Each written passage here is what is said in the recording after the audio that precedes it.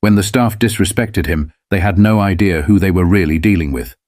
It was a brisk Thursday afternoon in Memphis, Tennessee, and Jared Cole, a self-made multimillionaire and CEO of a nationwide restaurant chain called Southern Table, found himself in an unusual situation.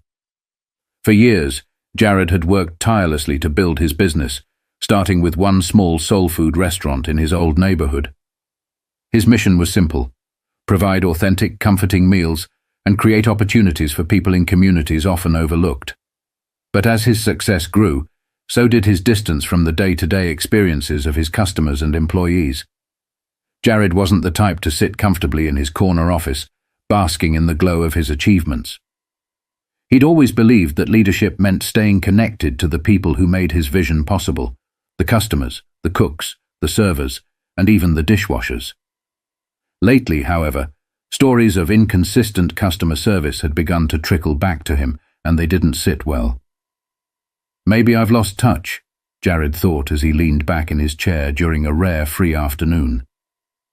He'd heard complaints about slow service, inattentive staff, and even allegations of rude behavior in some locations. Jared wanted to believe these were isolated incidents, but deep down he knew there was only one way to find out the truth. He had to see it for himself. No press release, no warning, just him walking into one of his restaurants like any other customer. By late afternoon, Jared swapped his tailored suit for a faded hoodie and a pair of jeans he hadn't worn in years. He left his sleek black SUV parked several blocks away to avoid drawing attention and strolled toward one of his Memphis locations. It was a spot he'd opened 5 years ago, right in the heart of a neighborhood he knew well. Back then, it had been a beacon of hope for the community, a place where people could gather for good food and better conversations. As he approached the restaurant, a wave of nostalgia hit him.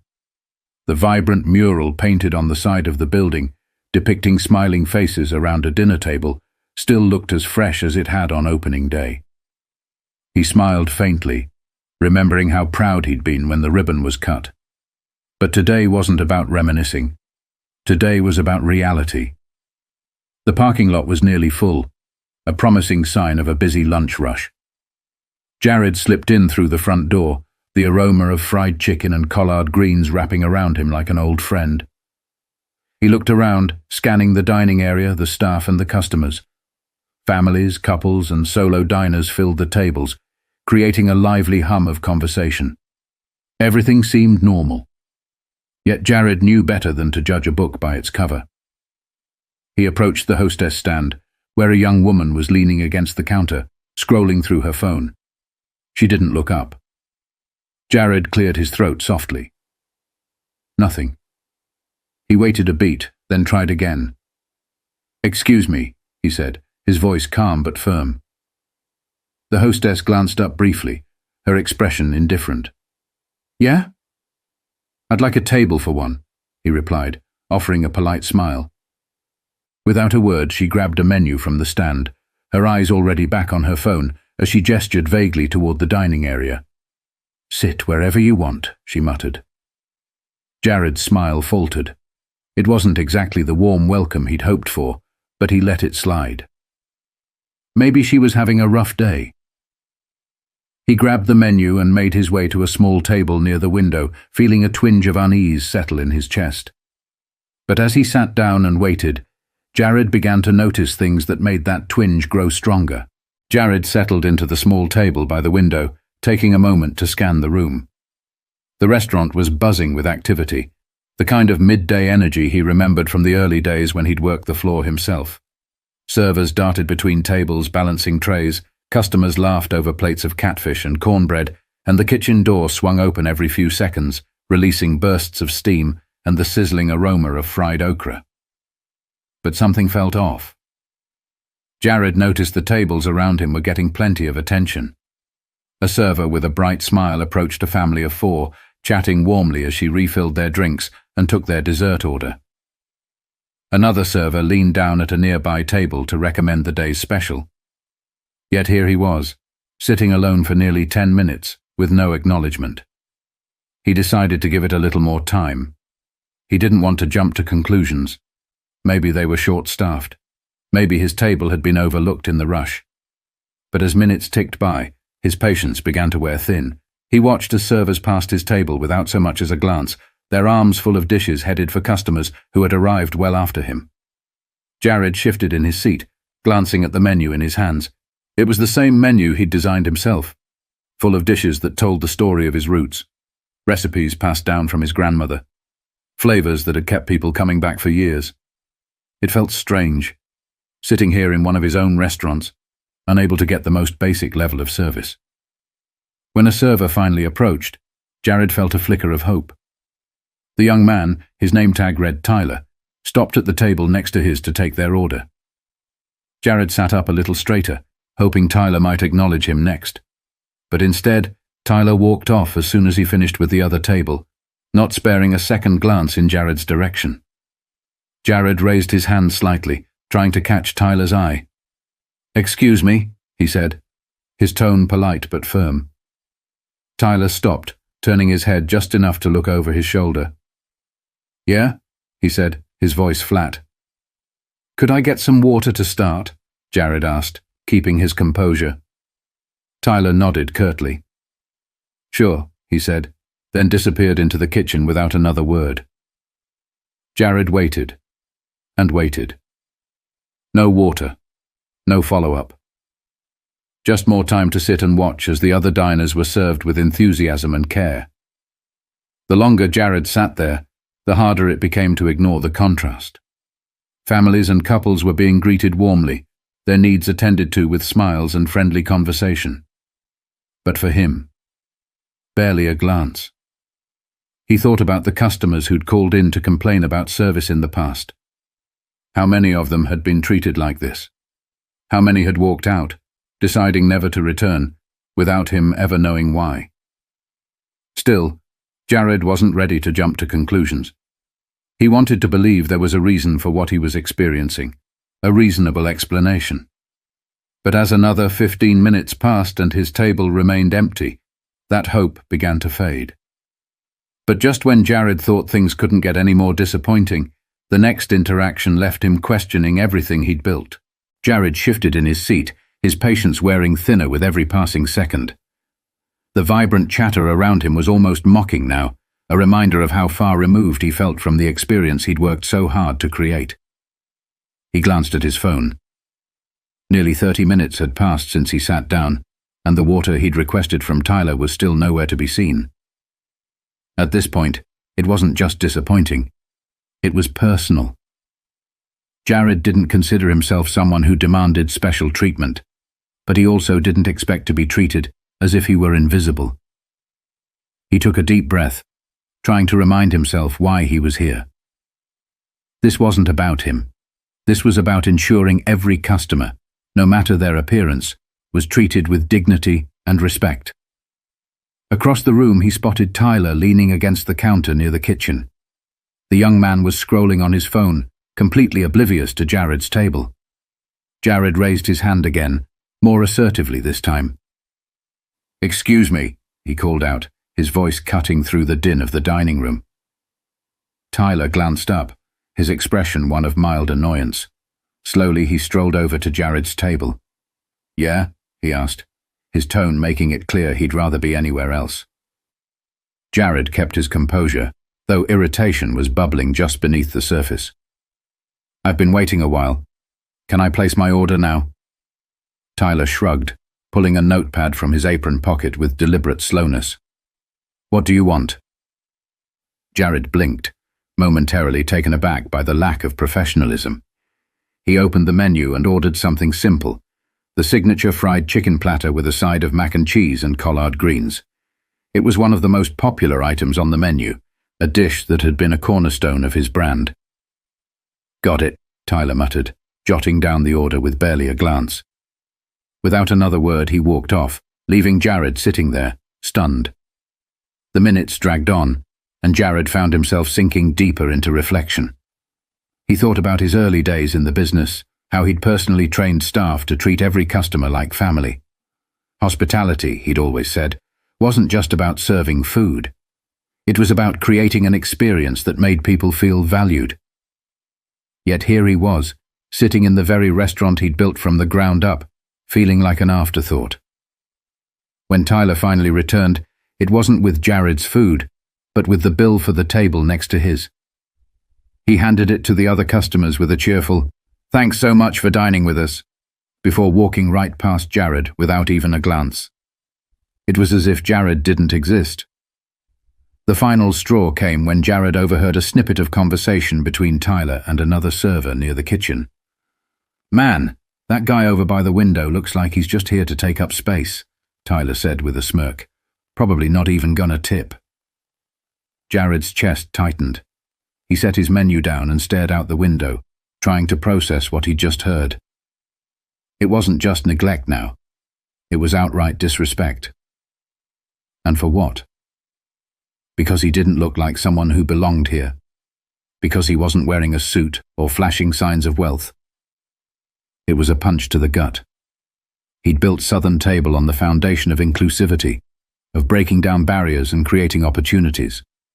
But now he couldn't help but wonder, had that mission gotten lost somewhere along the way? But as much as the experience hurt, Jared knew he had to handle the situation carefully. The way he responded now could either reinforce the problem or spark the change he knew was desperately needed. Jared sat at the table, his mind racing.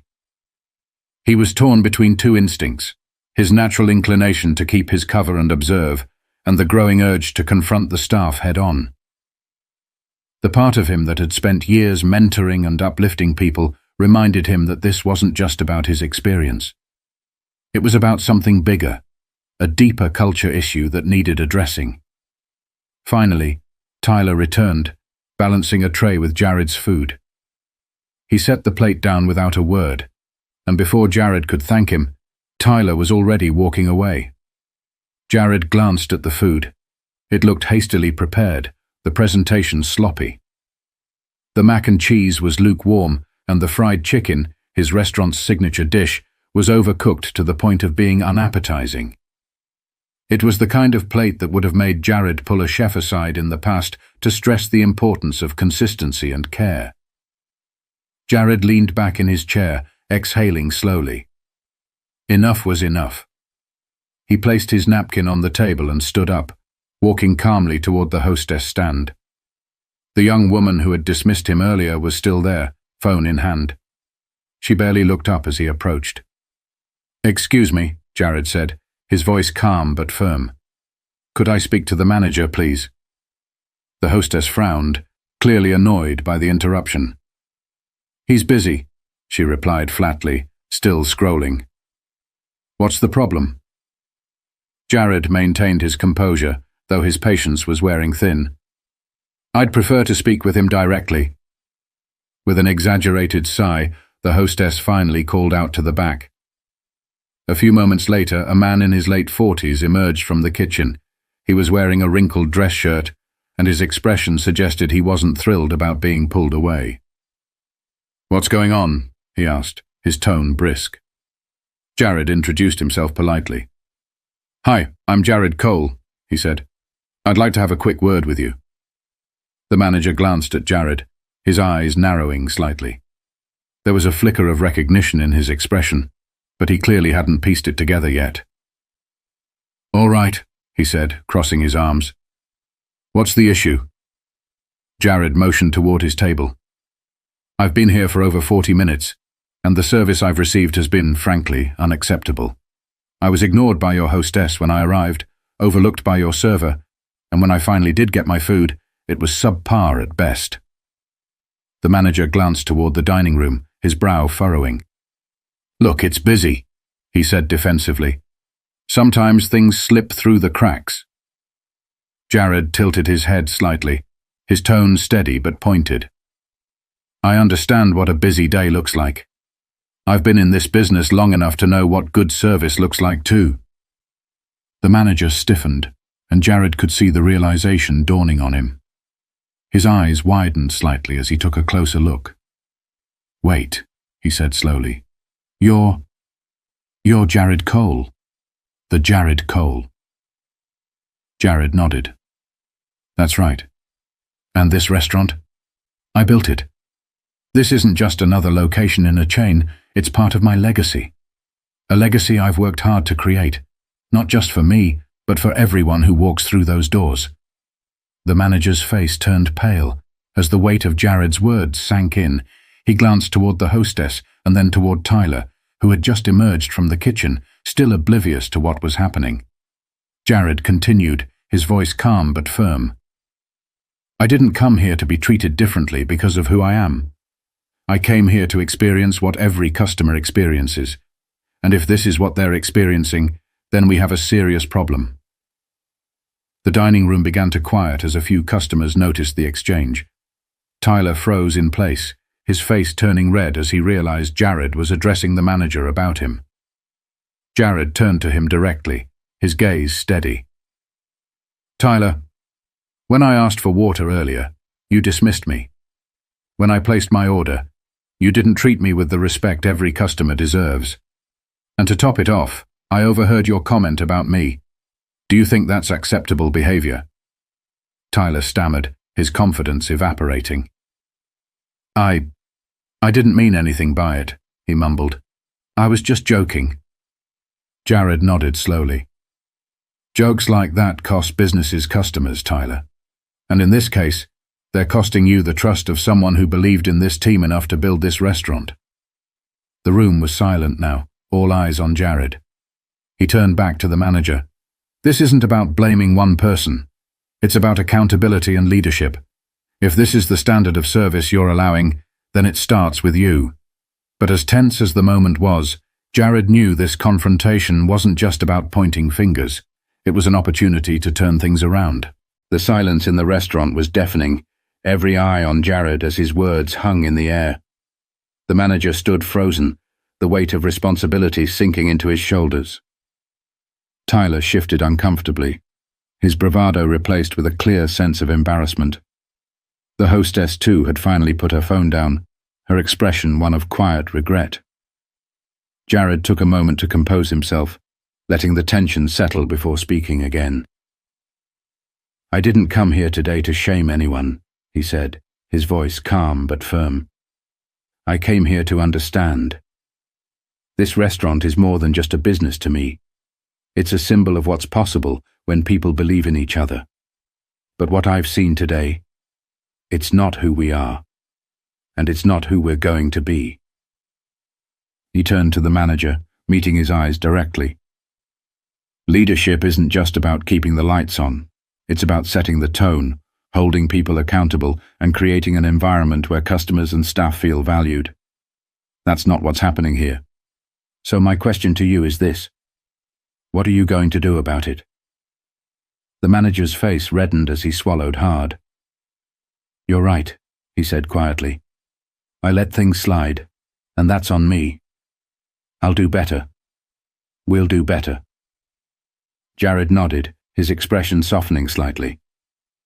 That's the first step, acknowledging the problem, but words only go so far. It's actions that make the difference. He glanced at Tyler and the hostess, then back at the manager. You've got a team that clearly needs training and guidance. I suggest you start there.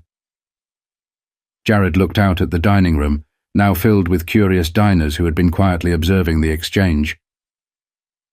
To everyone here, I want to say I'm sorry, he said, addressing the room. This experience doesn't reflect the values Southern Table was built on. I promise we'll do better, not just here but across every location, because every single one of you deserves better. There was a quiet murmur of approval from the customers, and Jared could feel the tension beginning to lift. But he wasn't done yet. Turning back to Tyler, Jared paused for a moment before speaking. You're young, he said, and we all make mistakes. But what you said about me earlier wasn't just disrespectful. It was prejudiced. If I didn't look like the kind of person you expected to tip, that's a bias you need to confront. Not just for this job, but for your future.